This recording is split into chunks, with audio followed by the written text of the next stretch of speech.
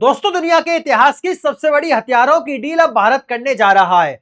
जी हां दोस्तों, डिफेंस मंत्रालय से यह खबर बाहर आई है कि Bharat 114 made in India Rafale लड़ाकू विमान खरीदने वाला है, क्योंकि यह डील इतनी भारी भरकम है कि अमेरिका, चीन और रूस जैसे बड़े बड़े महाशक्तिशाली देशों ने भी कभी ऐसी डील नहीं की।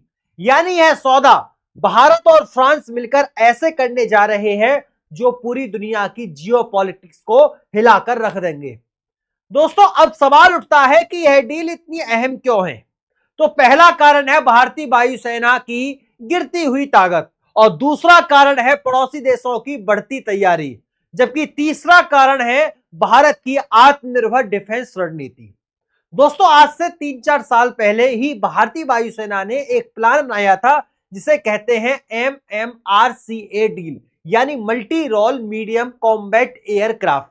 इसका मकसद था 114 आधुनिक लड़ाकू विमान खरीदना। दुनिया के कई बड़े देश इस रेस में कूद पड़े।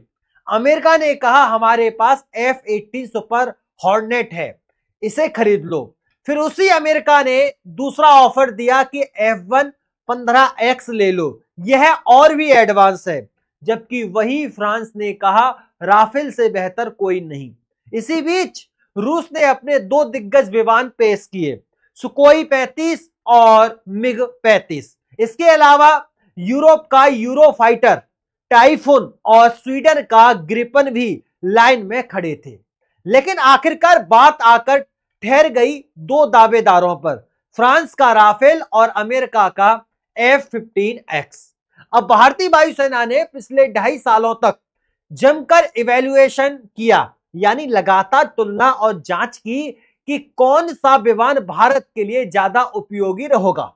और इसलिए सबको इंतजार था कि आखिर भारत किसे चुनेगा। लेकिन अब फाइनली जो डेवलपमेंट आई है इस चीज को लेकर, वह भारत के दुश्मन देश की नींद उड़ाने के लिए काफी है। लेकिन आगे बढ़ने से पहले दोस्तों, पहले इस वीडियो को लाइक करके चैनल को सब्सक्राइब जरूर कर लीजिएगा। दोस्तों, देखा जाए तो सच यह है कि भारतीय वायुसेना हमारी तीनों सेनाओं से सबसे कमजोर कड़ी बन रही है। आज हमारे पास फाइटर जेट्स की संख्या कम हो रही है। अगर जल्द कदम ना उठाया जाए तो 2028 तक हालात यह हो जाते हैं कि हमारी वायुसेना के पास लगभग पाकिस्तान जितने ही फाइटर जेट रह जाएंगे। सोचिए, पाकिस्तान जिसकी अर्थव्यवस्था कंगाल हो चुकी है, उसके बराबर आना हमारे लिए कितनी शर्मनाक स्थिति होगी। इसलिए यह डील जीवन मरण का सवाल बन चुकी है। और अब आखिरकार इंतजार खत्म हुआ। भारतीय वायुसेना ने फाइनल कर दिया है कि वह 114 राफेल लड़ाकू विमान ही खरीदेगी। इसकी लिस्ट और जरूरी बदलाव यानी मॉडिफिकेशन भी डिफेंस मंत्रालय को सौंप दिया जाएगा। अब असली काम है पैसों और प्रोडक्शन लोकेशन को लेकर बातचीत करना, क्योंकि इस बार मामला सिर्फ खरीदने का नहीं है बल्कि भारत में बनाने का है। जी हां दोस्तों, मेड इन इंडिया राफेल, इसका मतलब फ्रांस को भारत में ही प्रोडक्शन करना होगा और यहां की इंडस्ट्री को शामिल करना होगा। दोस्तों, यह डील इतनी बड़ी है कि दुनिया के हथियार बाजार में हलचल मच गई है और सब देख रहे हैं कि आखिर भारत और फ्रांस मिलकर कौन सा नया इतिहास रचने जा रहे हैं।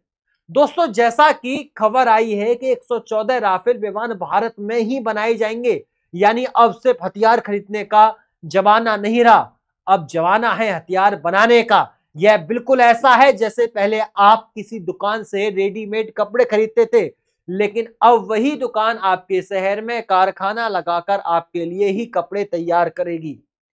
डिफेंस मंत्रालय और वायुसेना ने साफ कहा है कि हम सिर्फ तैयार विमान नहीं चाहते, हमें अपनी जमीन पर, अपनी फैक्ट्रियों में, अपनी टेक्नोलॉजी के साथ यह विमान बनाना है, क्योंकि इसके काफी सारे फायदे हैं। जहां पहला तो यही है कि भारत को रोजगार मिलेगा, हजारों इंजीनियर्स, टेक्नीशियंस और युवाओं को काम मिलेगा। दूसरा यह है कि भारत की इंडस्ट्री और सप्लाई चेन मजबूत होगी। और तीसरा सबसे बड़ा फायदा यह होगा कि जब यह टेक्नोलॉजी भारत आएगी तो भविष्य में हम खुद अपने फाइटर जेट बना सकेंगे।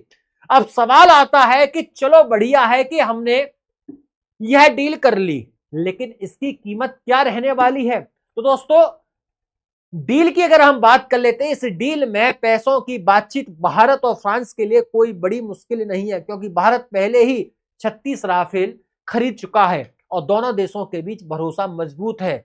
असल नेगोशिएशन होगा भारत में फैक्ट्री कहां बनेगी, कौन कौन सी कंपनियां इसमें पार्टिसिपेट करेंगी और कितनी जल्दी डिलीवरी शुरू होगी।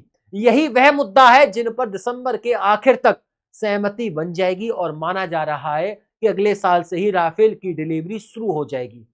अब आते हैं डील की सबसे बड़ी खासियत पर दोस्तों।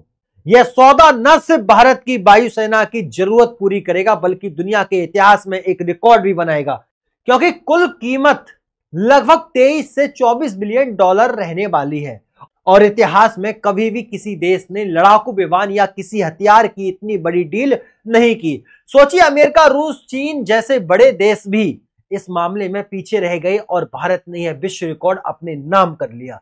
और भी अहम बात यह है कि इसमें एक शर्त जोड़ी गई है कि इन राफेल विमानों को बनाने में कम से कम 60% भारतीय कंपोनेंट इस्तेमाल होना चाहिए, यानी पार्ट्स, मटेरियल, तकनीक और असेंबली का बड़ा हिस्सा भारत से होगा। यह भारत के लिए डबल जीत है दोस्तों, क्योंकि हमें सबसे बेहतरीन फाइटर जेट मिलेगा और हमें अपनी इंडस्ट्री और टेक्नोलॉजी का फायदा होगा। उससे भी कमाल की बात यह है कि दोस्तों, जब यह 114 राफेल वायुसेना में जुड़ जाएंगे तब हमारी एयर पावर की ताकत कई गुना बढ़ जाएगी। आप इसे ऐसे समझिए, पाकिस्तान अभी एप्सोल पर टिका हुआ है जिसकी टेक्नोलॉजी 1980 के दशक की है। चीन के पास भले ही बड़ी संख्या में विमान हो, लेकिन उनकी क्वालिटी और पायलट ट्रेनिंग पर सवाल उठते रहते हैं।